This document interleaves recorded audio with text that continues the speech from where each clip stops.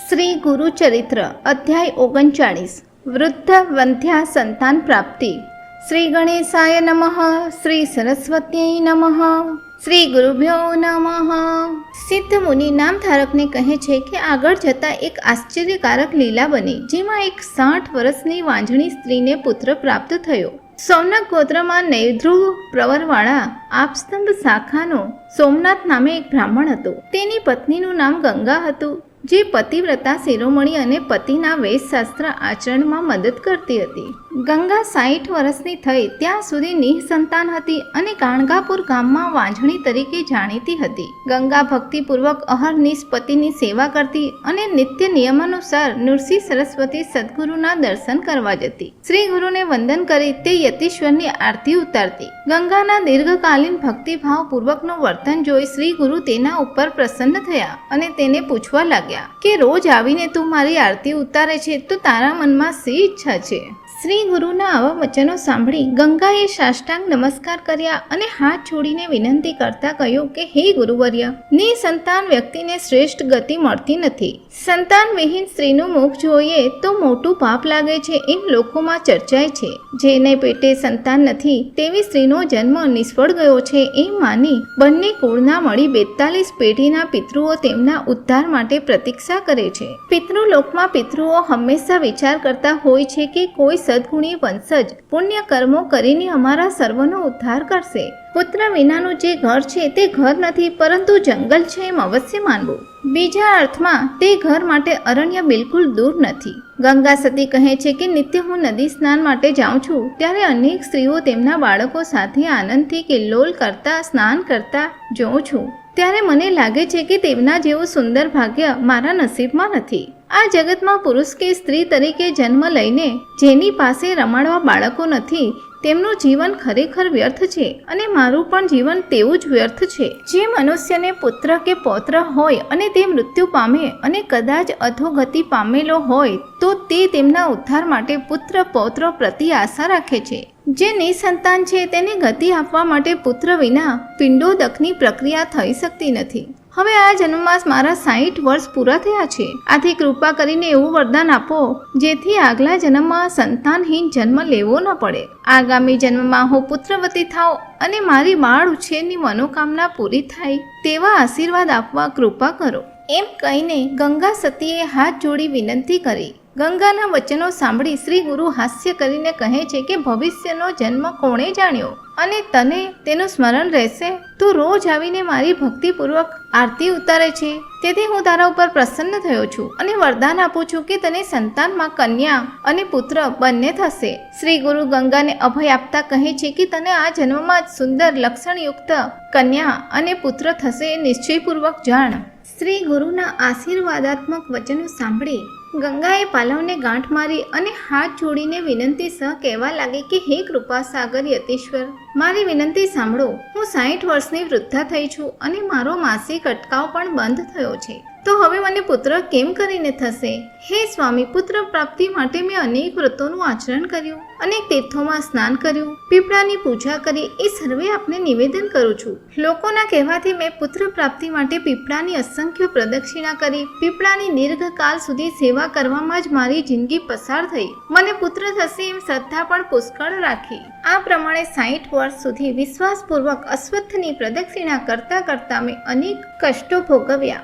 જો આ જન્મે મને પુત્ર ન થાય તો આવતા જન્મે થશે એવી ભાવનાથી મેં અશ્વત્થની પ્રદક્ષિણા હજુ ચાલુ રાખી છે. હે નૃસિંહ સ્વામી, હવે તો પુત્ર આપવો હોય તો આ જન્મે જ આપવાની કૃપા કરશો. શ્રી ગુરુએ મને વરદાન આપ્યું છે અને તે અંગે સુકનની ગાંઠ પણ મેં પાલવે બાંધી છે. હે ગુરુવર્ય, તમારા વચનો રમત કે મસ્કરી રૂપ ન થાય એવો મેં મનમાં નિશ્ચય કર્યો છે. આગલા જન્મમાં પુત્ર થાય તે હેતુથી હું અશ્વત્થની સેવા કરું છું. જ્યારે સદગુરુ વર્ય તો આ જ જન્મ માટે પ્રસન્ન થઈને કન્યા પુત્રનું વરદાન આપે છે. શાસ્ત્ર વચનાનુસાર મેં દીર્ઘકાળ પર્યંત અશ્વત્થની મૂર્ખતાથી સેવા કરી છે. તે અશ્વત્થ મને શું આપશે? ગંગાના વચનો સાંભળી શ્રી ગુરુએ હાસ્ય કરી કહ્યું કે શાસ્ત્ર સંમત અશ્વત્થ સેવા અતિ પુણ્યકારક છે અને કદી નિષ્ફળ જતી નથી. અશ્વત્થ જેવા પવિત્ર વૃક્ષની કદી પણ નિંદા કરવી જોઈએ નહીં. તેની સેવાથી અનંત પુણ્ય પ્રાપ્ત થાય છે. તું મારા પ્રતિ જેટલો પૂજ્ય ભાવ દર્શાવે છે તેટલા જ પૂજ્ય ભાવથી અશ્વત્થની સેવા કર તો તને પુત્ર લાભ થશે. હે સતી, હવે મારી આજ્ઞાનુસાર તું નિત્ય સંગમ ઉપર જજે, જ્યાં ભીમા અને અમરજા નદી વહે છે. સંગમ ઉપર એક વિશાળ અશ્વત્થનું વૃક્ષ છે. ત્યાં અમે નિત્ય અનુષ્ઠાનાર્થે જઈએ છીએ. તે અશ્વત્થની અમારી સાથે એક ચિત્તથી સેવા કર. અશ્વત્થનો મહિમા જાણવો હોય તો અશ્વત્થ એટલે જ નારાયણ છે એમ સમજ, અને અમારો નિવાસ પણ ત્યાં જ હોય છે. શ્રી ગુરુ કહે છે કે અશ્વત્થ વૃક્ષની તું નિંદા કરે છે, પરંતુ તેનો મહિમા અપાર છે અને સમસ્ત દેવો તેમાં નિવાસ કરે છે. બ્રહ્માંડ પુરાણમાં બ્રહ્મદેવે નારદ મુનિને અશ્વત્થનો મહિમા વિસ્તારપૂર્વક કહ્યો છે. બ્રહ્માના માનસ પુત્ર નારદ મુનિનું નિત્ય ત્રિભુવનમાં ભ્રમણ હોય છે. બ્રહ્માજીને મળીને નારદ મુનિ એક વખત પૃથ્વી ઉપરના ઋષિ આશ્રમમાં પધાર્યા. નારદજીને જોઈને ઋષિવર્યોએ તેમની અર્ધપાથ્ય તેમજ વિવિધ ઉપચારોથી પૂજા કરી. ઋષિવર્યોએ નારદજીને વિનંતી કરી કે અશ્વત્થનો મહિમા કેવો છે તે અમને વિસ્તારપૂર્વક સમજાવો. બ્રહ્માજીએ નારદજીને અશ્વત્થનો મહિમા સમજાવતા કહ્યું હતું કે અશ્વત્થના મૂળમાં તેઓ સ્વયં નિવાસ કરે છે, વચ્ચેના ભાગમાં ઋષિકેશ ભગવાન નિવાસ કરે છે અને ટોચ ઉપર રુદ્ર નિવાસ કરે છે. અશ્વત્થની ડાળીઓ અને પાંદડાઓના દક્ષિણ ભાગે શૂલપાણી શંકર ભગવાન, પશ્ચિમ દિશામાં વિષ્ણુ ભગવાન અને ઉત્તર દિશામાં બ્રહ્માજી સ્વયં નિવાસ કરે છે. પૂર્વ દિશામાં આવેલી ડાળીઓમાં ઇન્દ્રાદિ દેવ, વસુ, આદિત્યો સાથે અહર્નિશ નિવાસ કરે છે. અશ્વત્થના મૂળના અંકુરોમાં ગો બ્રાહ્મણ, સમસ્ત ઋષિ અને વેદાદિ યજ્ઞ નિરંતર નિવાસ કરે છે. અશ્વત્થ વૃક્ષની પૂર્વ શાખાઓમાં સમસ્ત નદીઓના તીર્થો, 7 મહાસાગરો નિરંતર નિવાસ કરે છે. અશ્વત્થ વૃક્ષના મૂળમાં અકાર શબ્દ છે, તેના થડ અને ડાળીઓમાં ઉકાર છે અને ફળ તેમજ પુષ્પોમાં મ શબ્દ સમાયેલો છે. અશ્વત્થનું મુખ અગ્નિકોણમાં આવેલું છે. 11 રુદ્રો, 8 વસુઓ અને સમસ્ત દેવતાઓ બ્રહ્મા, વિષ્ણુ અને મહેશ સહિત નિવાસ કરે છે. આવા અશ્વત્થ નારાયણનો મહિમા વર્ણવવા માટે કોઈ પણ શક્તિમાન નથી. બ્રહ્માજી નારદ મુનિને કહે છે કે આ જ કારણને લીધે અશ્વત્થ વૃક્ષને કલ્પવૃક્ષનું બિરુદ આપવામાં આવેલું છે. નારદ ઋષિવનને કહે છે કે જે વૃક્ષના આશ્રયે ત્રિમૂર્તિ નિવાસ કરે છે તેનો મહિમા કોણ વર્ણવી શકે અને તેની ભક્તિ કરતા શું સિદ્ધ ન થાય. સમસ્ત ઋષિઓ બ્રહ્મર્ષિ નારદને વિનંતી કરતા કહે છે કે હે નારદ, તું સમસ્ત ધર્મને જાણે છે, અમને અશ્વત્થની પૂજા વિશે વિસ્તારપૂર્વક નિરૂપણ કર. નારદ મુનિ ઋષિવર્યને કહે છે કે બ્રહ્મા ઋષિએ મને તે વિશે સવિસ્તર કહ્યું હતું તે હું તમને કહું છું. અષાઢ, પોષ અને ચૈત્ર માસમાં ચંદ્રબળ ન હોય અથવા ગુરુ અને શુક્રનો અસ્ત હોય ત્યારે આ વ્રતનો આરંભ ન કરાય. આ 3 માસ સિવાય સારું મુહૂર્ત જોઈને પવિત્ર થઈને ઉપવાસ કરીને આ વ્રતનો પ્રારંભ કરવો. રવિવાર, મંગળવાર તથા શુક્રવારે સંક્રાંતિ હોય તો તે દિવસે અશ્વત્થને સ્પર્શ કરવો નહીં. રાત્રિના સંધિકાળે, રિક્ત તિથિ અથવા તિથિ ક્ષયના દિવસે, વ્યતિપાત, વૈધૃતિ જેવા પર્વના દિવસે દિવસના 3જા પ્રહરે અશ્વત્થને સ્પર્શ ન કરવો. પ્રાતઃકાળથી મૌન આરંભીને આનંદ ઉલ્લાસથી આ વ્રતનો પ્રારંભ કરવો, પરંતુ અસત્ય, જુગાર કે નિંદા, પાખંડનો ત્યાગ કરવો. માથાબોળ સ્નાન કરીને શુદ્ધ વસ્ત્રો પહેરીને અશ્વત્થ વૃક્ષ નીચે ગાયના છાણથી લીપણ કરવું. તેના ઉપર સ્વસ્તિક, શંખ, પદ્મ વગેરેની રંગોળી કરવી અને કમળમાં 5 રંગો ભરવા. ફરી સ્નાન કરી સફેદ વસ્ત્ર પહેરી ગંગા અને યમુનાના પ્રતિકાત્મક 2 કળશ જળ ભરીને રંગોળીવાળા કમળ ઉપર મૂકવા. તે બંને જળ ભરેલા કળશોની પુણ્યાહ વાચન વિધિ દ્વારા સંકલ્પ કરીને પોતાની મનોકામનાને મોટેથી વ્યક્ત કરવી. તે પછી કળશ હાથમાં લઈ 7 વખત અશ્વત્થ વૃક્ષને સ્નાન કરાવો. ફરી સ્નાન કરીને પુરુષ સૂક્તની 16 ઋચાઓ દ્વારા વૃક્ષનું ષોડશોપચારથી પૂજન કરવું.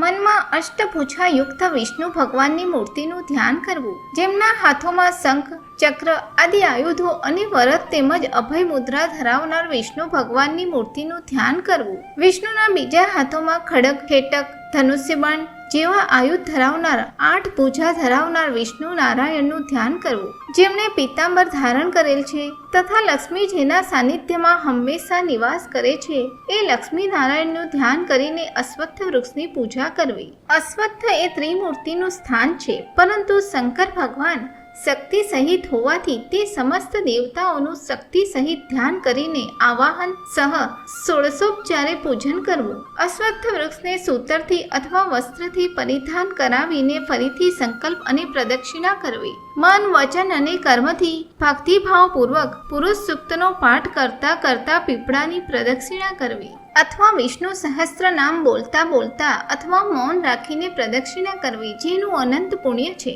ગર્ભિણી સ્ત્રી પાણી ભરેલો ઘડો લઈને જેટલી મંદ ગતિથી પ્રદક્ષિણા કરે તેટલી મંદ ગતિથી વ્રતાર્થીએ પ્રદક્ષિણા કરવી. આ રીતે પ્રદક્ષિણા કરતા દરેક પગલે અશ્વમેઘ યજ્ઞનું ફળ પ્રાપ્ત થાય છે. પ્રદક્ષિણા કરી વૃક્ષને નમસ્કાર કરવા. બ્રહ્મ હત્યા જેવા પાપને માટે બીજું કોઈ પ્રાયશ્ચિત નથી, પરંતુ જો કોઈ વ્યક્તિ અશ્વત્થની 2 લાખ પ્રદક્ષિણા કરે તો તે બ્રહ્મ હત્યાના પાપથી મુક્ત થાય છે. જે વૃક્ષ ઉપર ત્રિમૂર્તિ નિવાસ કરે છે તેવા વૃક્ષની પ્રદક્ષિણા કરતા શું ફળ ન મળી શકે. પ્રદક્ષિણા કરવાથી વિવિધ વ્યાધિઓ દૂર થાય છે અને કરોડોનું દેવું હોય તો તે દેવું પણ દૂર થાય છે. અશ્વત્થની પ્રદક્ષિણા કરવાથી જન્મ, મૃત્યુ, ઘડપણ અને સંસારનો ભય નાશ પામે છે. 1000 પ્રદક્ષિણા કરવાથી ગ્રહ દોષો કનડતા નથી. પુત્ર કામનાથી જેઓ અશ્વત્થ વ્રતનું આચરણ કરે છે તેમણે મન, વાણી અને કર્મથી શુદ્ધ આચરણ રાખીને વ્રત આચરતા નિશ્ચિત ફળ મળે છે. નારદજી ઋષિઓને કહે છે કે હે ઋષિવર્ય, અશ્વત્થના પૂજન અર્ચનથી 4 પુરુષાર્થ પ્રાપ્ત થાય છે અને પુત્ર કામના ત્વરિત સિદ્ધ થાય છે. એમાં જરાય શંકા રાખશો નહીં. શનિવારે વૃક્ષને સ્પર્શ કરી મહામૃત્યુંજય મંત્રનો જપ કરતા મૃત્યુ ઉપર વિજય મેળવી શકાય છે. તેવા ભક્તોને અપમૃત્યુ આવતું નથી અને તેઓ પૂર્ણ આયુષ્ય ભોગવે છે.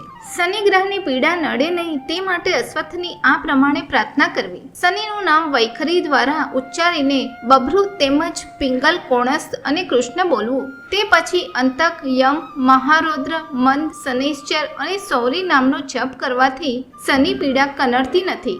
આવો દ્રઢ નિશ્ચય કરીને અશ્વત્થની ભક્તિ કરતા પુત્ર કામના નિશ્ચયપૂર્વક ફળે છે.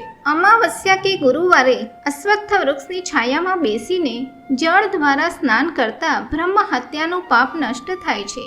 અશ્વત્થ વૃક્ષ નીચે એક બ્રાહ્મણને ભોજન કરાવતા કરોડ બ્રાહ્મણને ભોજન કરાવવાનું પુણ્ય પ્રાપ્ત થાય છે. અશ્વત્થ વૃક્ષ નીચે બેસીને એક મંત્રનો જપ કરતા અનેક ગણું પુણ્ય પ્રાપ્ત થાય છે તેવું વેદ પઠનનું જાણવું. જે કોઈ મનુષ્ય અશ્વત્થને રોપે છે તે પોતાની 42 પેઢીઓને સ્વર્ગમાં લઈ જાય છે. જે મનુષ્ય અશ્વત્થ વૃક્ષને કાપે છે તે મહાપાપી કહેવાય છે અને પિતૃઓ સહિત તે નરક યાતના ભોગવે છે. અશ્વત્થ નીચે બેસીને હોમ કરતા મહાયજ્ઞનું ફળ મળે છે અને તે પુણ્ય કદી ખૂટતું નથી તથા પુત્ર કામના ત્વરિત સિદ્ધ થાય છે. આવા અશ્વત્થ મહિમાનું વર્ણન બ્રહ્માજીએ નારદજીને કહ્યું, જે તેમણે ઋષિવૃંદને સમજાવ્યું. નારદ મુનિ ઋષિવૃંદને સમજાવે છે કે જેટલી પ્રદક્ષિણા કરી હોય તેની દશાંશ સંખ્યામાં શાસ્ત્રોક્ત વિધિથી હવન કરવો જોઈએ. જેટલી સંખ્યામાં હવન કર્યો હોય તેના 10મા ભાગની સંખ્યા જેટલું બ્રહ્મ ભોજન આનંદથી કરાવવું અને સમસ્ત વ્રત દરમિયાન બ્રહ્મચર્યનું પાલન કરવું અને હવિષ્ય અનાજનું ભોજન કરવું. આ પ્રમાણે અશ્વત્થ વ્રતનું આચરણ કરી પોતાની શક્તિ અનુસાર ઉદ્યાપન કરવું તથા ક્ષમતા અનુસાર સુવર્ણ અશ્વત્થ વૃક્ષનું દાન કરવું. તે સુવર્ણ અશ્વત્થ વૃક્ષ બ્રાહ્મણને વિધિપૂર્વક દાન આપવું અને સફેદ રંગની વાછરડા સહિત ગાયનું દાન આપવું. અશ્વત્થ વૃક્ષ નીચે યથાશક્તિ તલનો ઢગલો કરવો, તેને શ્વેત વસ્ત્રથી ઢાંકી રાખવો અને યોગ્ય ગરીબ બ્રાહ્મણને દાન કરવું. આ પ્રમાણે નારદજીએ સમસ્ત ઋષિઓને અશ્વત્થ પૂજા વિધાન સમજાવ્યું, જેનું આચરણ કરીને અનેક ભક્તોની મનોકામના પૂરી થઈ. શ્રી ગુરુ ગંગા નામની બ્રાહ્મણ સ્ત્રીને કહે છે કે અશ્વત્થનો આવો અપાર મહિમા છે અને જેનો જેવો ભાવ હોય તેને તેવું ફળ મળે છે. હે બ્રાહ્મણી, મનમાં શંકા રાખીશ નહીં. ભીમા નદીના તીરે અમરજાના સંગમ ઉપર પવિત્ર અશ્વત્થ વૃક્ષ છે. તે જ અમારું નિવાસસ્થાન છે. તે અશ્વત્થની સેવા ભક્તિભાવપૂર્વક કરીશ તો તારી કન્યા અને પુત્રની મનોકામના પૂરી થશે. શ્રી ગુરુના વચનો સાંભળી તે બ્રાહ્મણીએ બંને હાથ જોડીને વિનંતીના સ્વરમાં કહ્યું, હે સદગુરુ, હું હવે 60 વર્ષની થઈ છું. મારા પેટે પુત્ર ક્યાંથી? પરંતુ આપનું વરદ વાક્ય એટલે હું બ્રહ્મ વાક્ય જ સમજુ છું.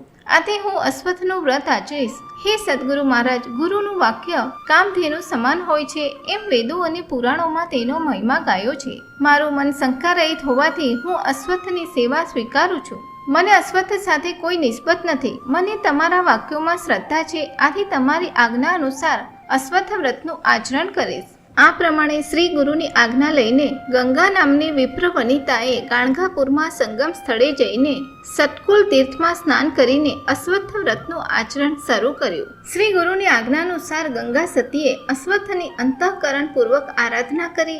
આ પ્રમાણે 3 દિવસ અને 3 રાત્રિ પસાર થઈ. ગંગા સતીએ શ્રી ગુરુ સહિત અશ્વત્થની આરાધના શરૂ કરતા બીજે દિવસે રાત્રે તેણે એક સ્વપ્ન જોયું. સ્વપ્નમાં તે વિપ્ર સ્ત્રીને એક બ્રાહ્મણ દેખાય છે, જે તેને અભિવચન આપતા કહે છે કે તારું કામ થઈ ગયું, હવે હું કહું છું તે પ્રમાણે કર. હે વિપ્ર સ્ત્રી, તું ગાણગાપુરમાં જ્યાં શ્રી ગુરુનાથ નિવાસ કરે છે ત્યાં જા. શ્રી ગુરુની 7 પ્રદક્ષિણા કરી ભક્તિપૂર્વક નમન કરજે. શ્રી ગુરુ તને જે કોઈ વસ્તુ આપે તેનું તું ભક્ષણ કરજે, માટે ઝડપથી તું શ્રી ગુરુ પાસે જા. આ પ્રમાણે સ્વપ્નમાં બ્રાહ્મણનો સંદેશો સાંભળી ગંગા આનંદથી જાગૃત થઈ અને વિચારવા લાગી કે અશ્વત્થ વૃક્ષ એ કલ્પવૃક્ષ સમાન છે અને આપણા મનની ઈચ્છા તેની સેવાથી ત્વરિત પૂરી થાય છે. અશ્વત્થની સેવા કરીને ગંગા બ્રાહ્મણી ચોથે દિવસે મઠ તરફ આવી અને પ્રદક્ષિણા કરીને આનંદપૂર્વક શ્રી ગુરુને વંદન કર્યા. શ્રી ગુરુએ હાસ્ય કરીને તેને 2 ફળ આપ્યા અને ઘરે જઈને તે ખાઈ જવાની આજ્ઞા કરી અને કહ્યું કે હવે તારું કામ થઈ ગયું છે. હે સતી, હવે તું ભોજન કરીને તરત પાછી ફર. તારી કામના પૂરી થઈ છે. તને કન્યા અને પુત્ર બંને મેં આપ્યા છે. હવે વિધિપૂર્વક પારણા કરીને પછી ફળ ભક્ષણ કરજે અને પહેલા કયા પ્રમાણે બ્રાહ્મણોને દાન આપજે. વિપ્ર સ્ત્રી ગંગાએ ઉદ્યાપન કરીને વ્રતની સમાપ્તિ કરી અને બ્રાહ્મણોને દાન આપ્યા. તે જ દિવસે સાયંકાળે ગંગા રજસ્વલા થઈ. ગંગાએ 3 દિવસ સુધી મૌનનું આચરણ કર્યું અને કાચી માટીના વાસણમાં ભોજન કર્યું. તેણે શ્વેત વસ્ત્ર પરિધાન કરીને કોઈ પણ વ્યક્તિ ઉપર દ્રષ્ટિ ન નાખી. આ પ્રમાણે 3 રાત્રિ સમાપ્ત થઈ. ચોથે દિવસે સ્નાન કરીને ગંગા શ્રી ગુરુના દર્શન માટે આવી. પતિ સહિત ગંગાએ મઠમાં આવીને એકાગ્ર મનથી શ્રી ગુરુની પૂજા કરી. ત્યારે શ્રી ગુરુએ તું પુત્રવતી થા એવા આશીર્વાદ આપ્યા. આ પ્રમાણે શ્રી ગુરુને વંદન કરીને ગંગા સ્વગૃહે પાછી ફરી અને 5મા દિવસે સંગ કરતા તે કન્યાને પામી. આ પ્રમાણે વિપ્ર સ્ત્રી ગર્ભિણી થઈ. એ જોઈને ગામના સમસ્ત નાગરિકો વિસ્મય પામી કહેવા લાગ્યા કે શું આશ્ચર્ય બન્યું છે, શું આશ્ચર્યકારક ઘટના છે કે વાંજણીએ વૃદ્ધાવસ્થામાં ગર્ભ ધારણ કર્યો છે. ગંગાના પતિ સોમનાથને અતિ આનંદ થયો. 7મા માસે તેની શ્રીમંત વિધિ સંપન્ન થઈ અને શ્રી ગુરુના વિનોદપૂર્ણ આગ્રહથી અનેક સુહાગણોને લાહણીઓ વેચી. 8મા માસે ગર્ભિણીના સંસ્કાર ગુરુ આજ્ઞાથી કરવામાં આવ્યા અને ગામમાં પણ અનેક લાહણી વેચાઈ. સમસ્ત જનો આશ્ચર્ય કરવા લાગ્યા. માથે સફેદ વાળ આવ્યા છતાં આ વૃદ્ધ બ્રાહ્મણી ગર્ભ ધારણ કરતી થઈ અને આનંદથી લાહણીઓ વેચે છે. એક ભક્ત કહે છે કે નૃસિંહ સરસ્વતી એ ગુરુ રૂપે ભક્તોને માટે કલ્પવૃક્ષ સમાન છે. તેમની સેવા કરવાથી મનુષ્ય 4 પુરુષાર્થ પ્રાપ્ત કરે છે. શ્રી નૃસિંહ સરસ્વતી એ ત્રિમૂર્તિનો અવતાર છે અને ભક્તજનોના ઉદ્ધાર માટે આ ભૂમંડળ ઉપર પ્રગટ થયા છે. આ પ્રમાણે શ્રી ગુરુનો મહિમા અનેક લોકો સ્તુતિ કરતા જણાય છે અને જે લોકોને લાણી મળે છે તેઓ પણ શ્રી ગુરુનો જય જયકાર કરે છે. સમસ્ત સ્ત્રીઓને લાણી અપાયા પછી વિપ્ર સ્ત્રી ગંગા શ્રી ગુરુ પાસે આવીને વંદન કરે છે, જેના જવાબમાં ભક્ત વત્સલ શ્રી ગુરુ તેને આશીર્વાદ આપે છે. વિપ્ર વનિતાએ સંતોષપૂર્વક શ્રી ગુરુને સાષ્ટાંગ દંડવત કર્યા અને અનેક સ્તુતિઓથી તેમને વિનંતી કરવા લાગી. હે પરમ પુરુષ, તું જ બ્રહ્મા છે, તું જ વિષ્ણુ છે, તું જ મહેશ છે. તારું વાક્ય પારસમણી સમાન છે, જેનાથી મારો આ દેહ સુવર્ણમય બન્યો છે. તારો જય હો, જય હો. તું વિશ્વનો ઉદ્ધાર કરવા માટે પૃથ્વી ઉપર અવતર્યો છે. તું જ ત્રિમૂર્તિ સ્વરૂપ છે, તેના સિવાય અન્યથા નહીં. તારા અપાર મહિમાનું વર્ણન કરવા માટે મારી જીભ અશક્તિમાન છે. તારા કૃપારૂપી સિંધુને બીજી ઉપમા આપી શકાય તેમ નથી. આ પ્રમાણે શ્રી ગુરુની સ્તુતિ કરીને શ્રી ગુરુચરણને વંદન કરી ગંગા બ્રાહ્મણી નૃસિંહ સરસ્વતીની આજ્ઞા લઈ પોતાના ઘેર પાછી ગઈ. આ પ્રમાણે 9 માસ પસાર થયા પછી ગંગાએ શુભ દિવસે કન્યાને જન્મ આપ્યો.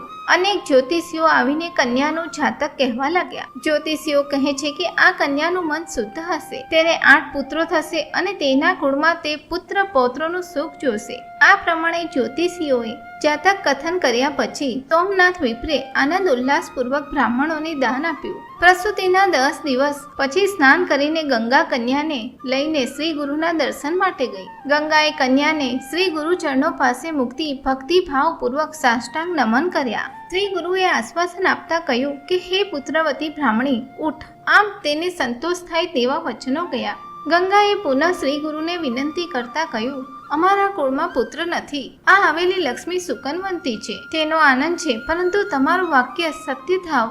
ગંગાના વચનો સાંભળી શ્રી ગુરુએ હાસ્ય કરીને કહ્યું, હે સતી, તું મનમાં શંકા રાખીશ નહીં, તને અવશ્ય પુત્ર થશે. શ્રી ગુરુએ તે કન્યાને ખોળામાં લઈને તે કન્યાનું ભવિષ્ય સર્વને કહેવા લાગ્યા. આ કન્યા 100 વર્ષનું આયુષ્ય ભોગવશે, તેને અનેક પુત્રો થશે. પુત્રોના પુત્રો અર્થાત પૌત્રો પોતાની આંખોથી સધવા સ્થિતિમાં જોવા ભાગ્યશાળી થશે.